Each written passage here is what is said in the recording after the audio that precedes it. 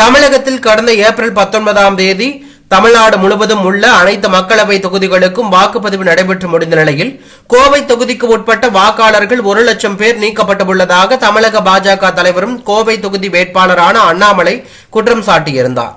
அவரின் குற்றச்சாட்டு அரசியல் வட்டாரத்தில் பெரும் சர்ச்சையை ஏற்படுத்திய நிலையில் ஆஸ்திரேலியாவில் மருத்துவராக பணியாற்றும் சுந்தர் கண்ணன் என்பவர் சென்னை உயர்நீதிமன்றத்தில் வழக்கு தொடர்ந்தார்.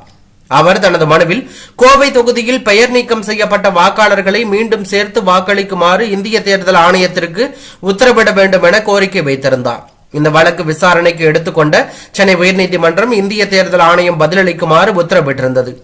நீதிமன்றத்தின் உத்தரவின் அடிப்படையில் இந்திய தேர்தல் ஆணையம் பதில் தாக்கல் செய்த நிலையில் இன்று தீர்ப்பு வழங்கப்பட்டுள்ளது.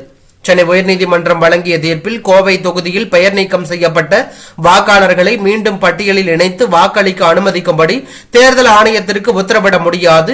கடந்த ஜனவரி மாதம் இறுதி வாக்காளர் பட்டியல் வெளியிட்ட போது ஆட்சேபணம் தெரிவிக்காதது ஏன் எனவும், தற்போது வாக்குப்பதிவு முடிந்து வாக்கு எண்ணிக்கையாக காத்திருக்கும் நிலையில் எந்த உத்தரவும் பிறப்பிக்க முடியாது என்று கூறியதுடன் கோவை தேர்தல் வழக்கை சென்னை உயர்நீதிமன்றம் அதிரடியாக தள்ளுபடி செய்துள்ளதாக பரபரப்பு தகவல் வெளியாகியுள்ளது.